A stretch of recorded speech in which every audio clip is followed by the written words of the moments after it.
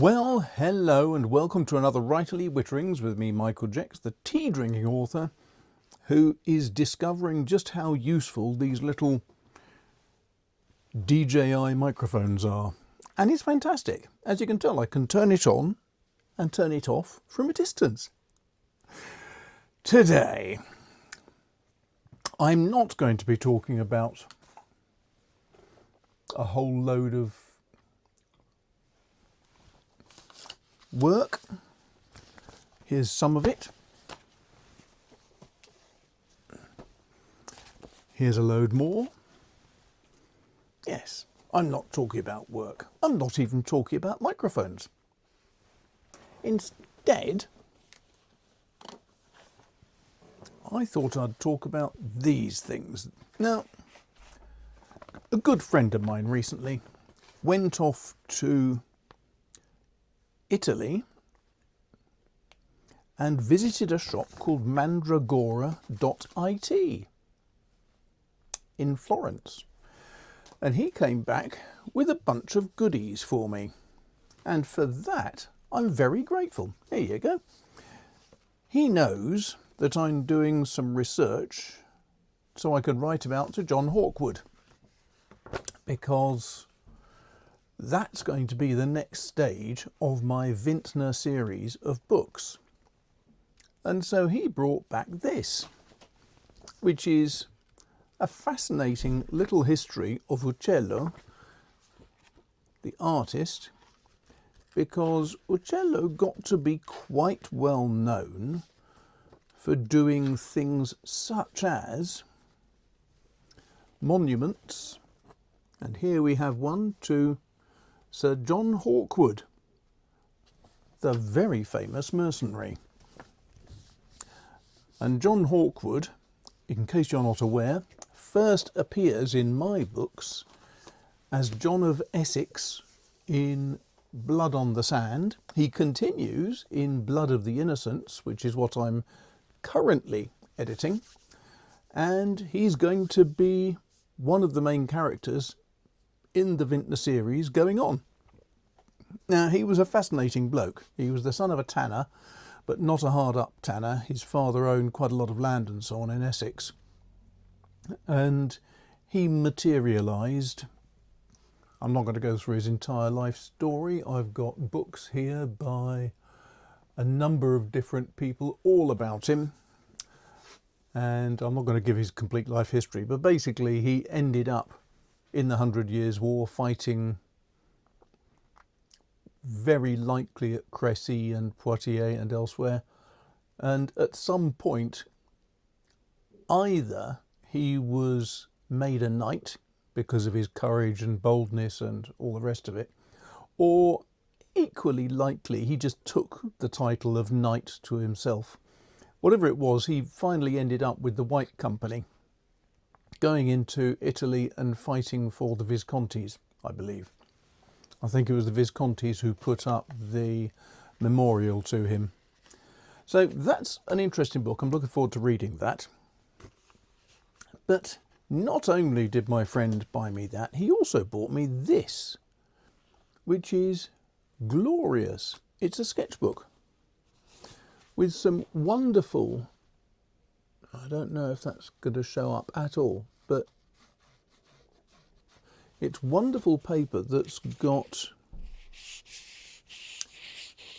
a real, trying to think of the right word, but there's a distinct pattern where the paper has been rolled out. Just try one last time here, see if I can get this to show. You can possibly hear that. It's got distinct ridges all over it, which is going to make it very interesting to sketch with, I think. Now, the great thing is that I am waiting for a new sketchbook from Paper Republic, which is apparently in the post.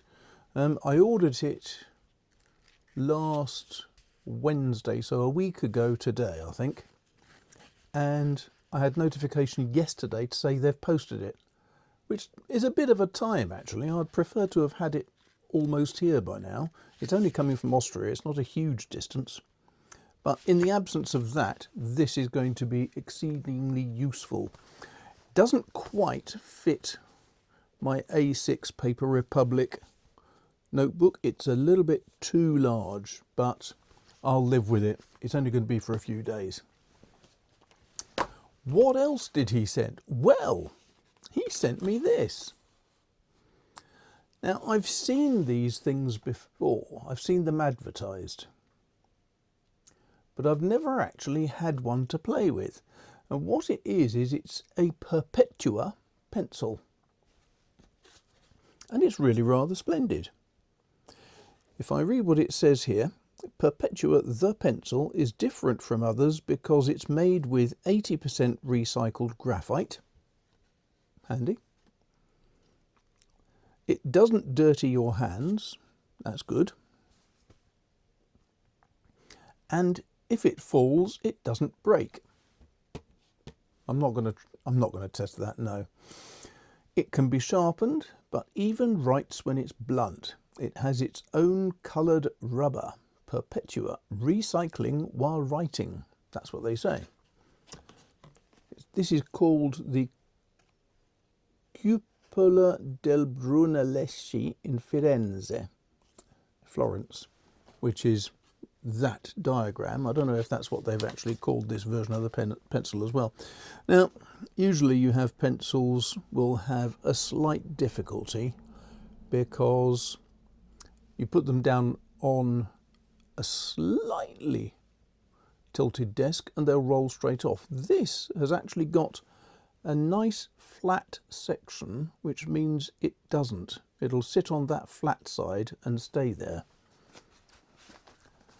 As a means of demonstration, here we are with a flattish surface. If I tilt it, it stays. See? Very nice, very good, very efficient and very helpful. But how good is it at writing? Well, there's only one way to test that, really, isn't it? And that's on a bit of paper that also came from Florence.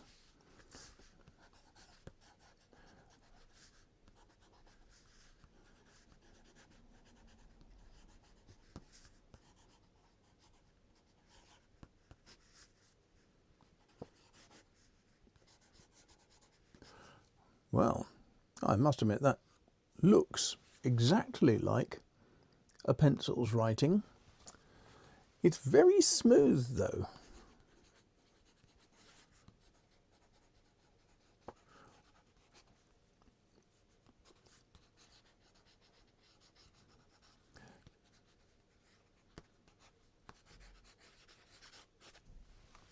So here we go. Now, if I exercise a little bit of skill with the rubber at the end, yes, it does remove the pencil marks. Will this replace my standard pencils? Nope. I still really like using my Blackwing, my Mono 100 pencils from elsewhere, and lots of others. So it's not going to replace things, but it is a very nice alternative. I'm just interested because looking here, this looks like it comes from a bit of this picture. I'm just trying to work out where it might come from. It sort of goes, oh, I see, yes. Huh? It fits in right about there, actually, going up there. So it's just where they put in the linkage, which is neat. That's a nice bit of styling. I like that. Of course, you can never argue with Italian styling and design because they are beautiful. And this is really rather splendid. I like that. So, that was quite a nice little haul. A sketchbook, a book about Uccello, and a nice little permanent pencils. What more could I ask for? Well, I could probably ask for the pen of the year from Graf von Faber-Castell or the pen of the year from Mont Blanc, but I don't think anyone's going to send me a couple of £1,000 in a pen, so I'll have to do without.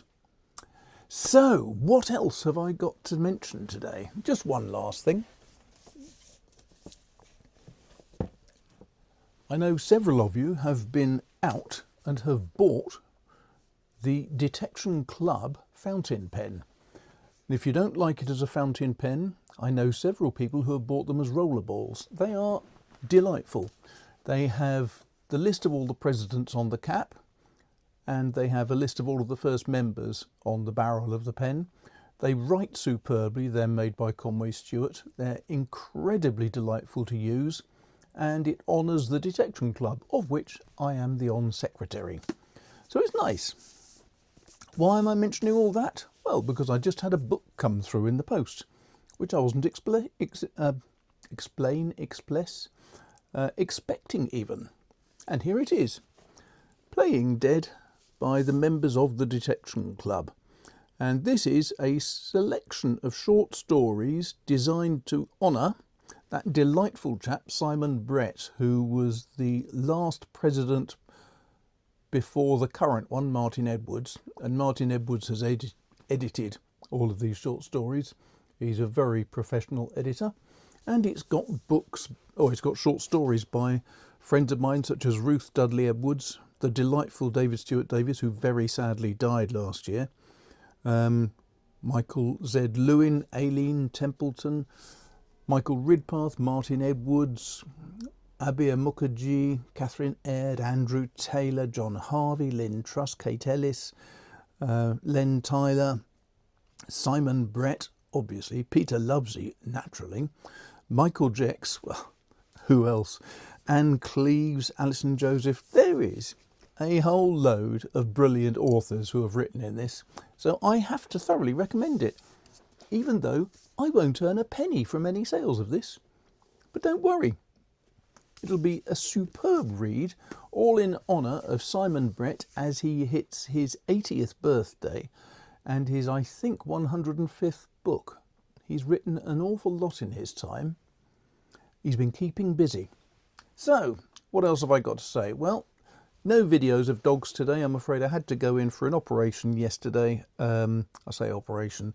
It's one of those things the NHS calls an operation. It's injections into both eyes. I have to do it every 2 months because of macular edema, which is a problem, but the injections seem to be holding it at bay.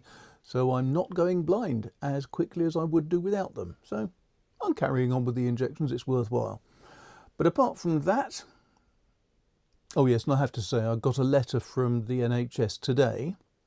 It was posted on the 5th and it arrived today on the 12th to say you have an operation with the NHS on the 11th.